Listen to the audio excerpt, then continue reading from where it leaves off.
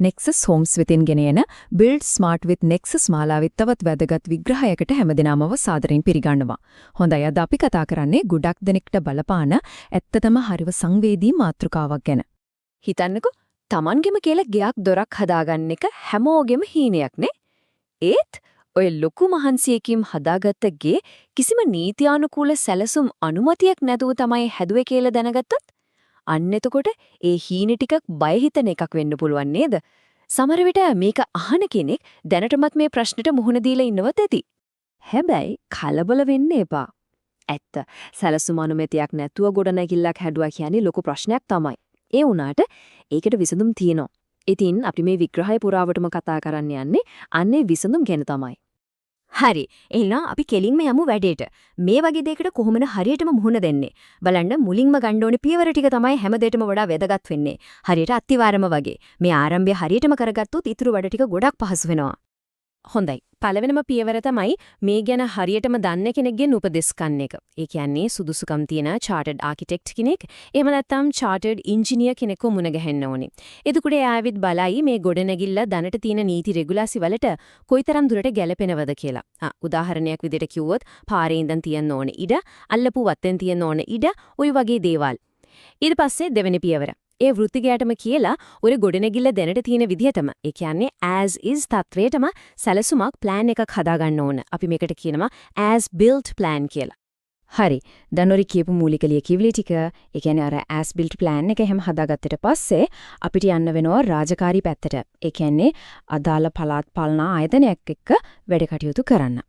දැන් කරන්න තියෙන්නේ ඉඩම අයිති පළාත් පාලන ආයතනයට යන එක.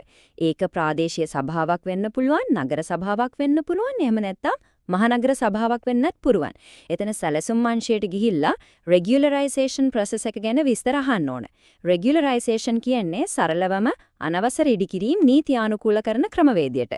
ඉතින් ඒකට අදාළ අයදුම්පතත් එක්ක අපි කලින් හදාගත්ත as built plan එක, ඉඩමේ ඔප්පුව, වීථි රේඛා සහතිකය වගේ අත්‍යවශ්‍ය ලියකියවිලි ඔක්කොම බාර දෙන්න ඕන. හරි. දැන් අපි එන්නේ මේ කතාවේ ඉටක් අමාරුම හරියට. ඒ කියන්නේ මේ වැඩේට යන වියදම සහ සමහර වෙලාවට මුහුණ දෙන්න සිද්ධ වෙන්න පුරා ප්‍රතිවිපාක මොනවද කියන එක ගැන. මුලින්ම මේ දේ හොඳට මතක තියාගන්න ඕනේ. ප්ලෑන් එකක් අනුමත කරගන්නේ නැතුව ගොඩනැගිල්ලක් හදන එක නීතියෙන් වරදක්. ඉතින් මේක පස්සේ කාලයක හරි නීතියානුකූල කරගන්න යනකොට අර කරපු වරදට අනිවාර්යෙන්ම දඩයක් ගෙවන්න සිද්ධ වෙනවා. මේ දඩමුදල කොච්චරද කියලා තීරණය කරන්නේ ආදාළ පළාත් පාලන ආයතනයෙන්. ඒකෙන් නම් ගැලවීමක් නෑ. මේ මුළු ක්‍රියාවලියම අවසානයේදී වෙන්න පුළුවන් ප්‍රධාන දේවල් දෙකක් තියෙනවා. පළවෙනි එක තමයි හොඳම ප්‍රතිඵලය. ඒ කියන්නේ දඬ මුදල් එහෙම ගෙවලා අවශ්‍ය දේවල් සම්පූර්ණ කරලා ගොඩනැගිල්ල නීති අනුකූල කරගෙන අනුකූලතා සහතිකය අපි කියන්නේ COC එක කියලා ඒක ලබා ගන්නට පුළුවන් වෙන එක. හැබැයි අනිත් පැත්ත තමයි අපි කවුරුත් වෙන්න ඕනේ නේ කියලා ප්‍රාර්ථනා කරන දේ. ඒ කියන්නේ කරලා තියෙන ඉදිකිරීම නීති රීති ඊටාම බරපතල විදිහට උල්ලංඝනය කරලා තියෙනවා නම් ගොඩනැගිල්ලේ සමහර කොටස් කඩලා අයින් කරන්න කියලා නියෝගයක් ලැබෙන්නත් ඉඩ තියෙනවා. දැන් තේරෙනව නේද? අර දරුණුම ප්‍රතිඵලෙන් බේරෙන්න නම් පුරුවන් තරම් ඉක්මනට වෘත්තීය උපදෙසක් ගන්න එක කොච්චරම වටිනවද කියන එක. ඇත්තටම පරක්කු වෙන හැම තත්පරයක් ගානිම අවදානම වැඩි වෙනවා විතරයි. හරි. අමාරුම දේවල් ගැන දැන් කතා කළා ඇති. අපි දැන් බලමු මේ ඔක්කොම දේවල් කරලා අපි යන්න හදන අවසාන ඉලක්කය, the final goal එක මොකක්ද කියලා. ඒ තමයි අනුකූලතා සහතිකය. එහෙම නැත්නම් certificate of conformity එක. අපි කෙටියෙන් කියනවා COC එක කියලා. අන්න ඒක අතට ගන්න එක. ඉතින් මොකද්ද මේ COC එක කියන්නේ? හරිම සරලයි. COC එක කියන්නේ මේ ගොඩනැගිල්ල දැන් සියලුම නීතිමය ප්‍රමිතීන්ට අනුකූලයි කියලා පළාත් පාලන ආයතනෙන් දෙන නිල සහතිකය. මේක ලැබෙන්නේ අපි අර කලින් කතා කරපු මුළු ක්‍රියාවලියම හරියට සම්පූර්ණ කරලා ප්ලෑන් එකට පශ්චාත් අනුමැතිය. එහෙම නැත්නම් post approval ලැබුණට පස්සේ. ඉතින් ඇයි මේ COC සහතිකය මෙච්චරටම වතදත් වෙන්නේ? හිතලා බලන්න. ගෙදරට අලුතෙන් වතුර ලයින් එකක් විදුලි සම්බන්ධතාවයක් ගන්න ගියොත් මේක අනිවාර්යෙන්ම ඕන. ගේ විකුණන්න හරි බැංකුවකට උකස් කරන්න හරි ගියොත් මේක නැතුව ඒ ගනුදෙනුව කරන්න බෑමයි. ඒ හැම දෙයකටම වඩා තමන්ගේ දේපලේ නීත්‍යානුකූල අයිතිය 100%ක්ම තහවුරු වෙන්නේ අන්න මේ COC එක අතට ගත්තම තමයි. හොඳයි. අපි දැන් මේ විග්‍රහයේ අවසානයටයි අවිත් ඉන්නේ. ඉතින් අපි මේ කතා කරපු හැම දෙයකින්ම මතක තියාගන්න ඕන වැදගත්ම දේ මොකක්ද?